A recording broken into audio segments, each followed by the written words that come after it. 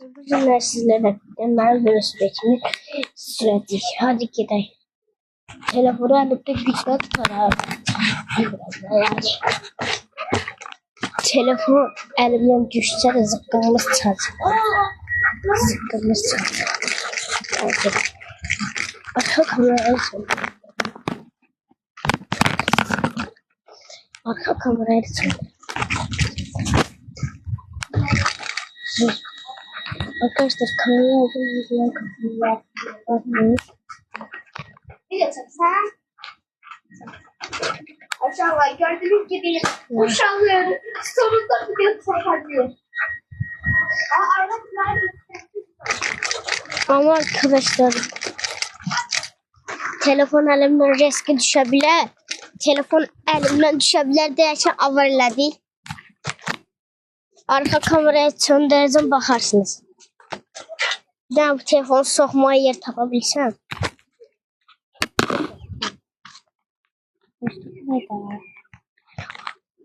Hadi video ha?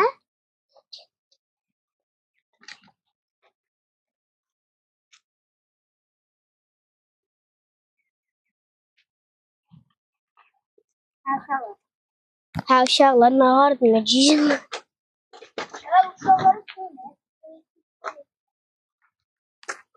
Yıllar sonra başlandım. Aha telefon elimden düştü bilet. Ha tuttum. Çifttin mi? Arkadaşlar.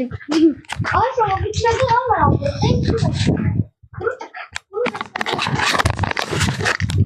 Altın yerde sarı ışıkları kaçarım. Almam bir kısım.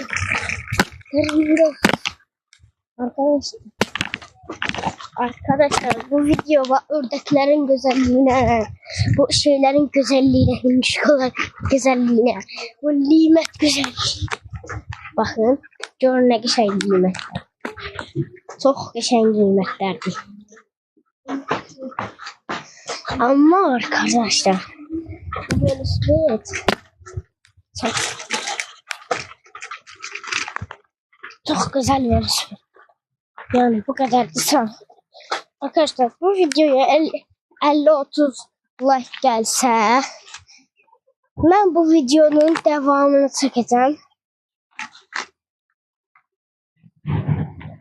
Ben bu video 50 like gelse ben bu videonun devamını çekeceğim.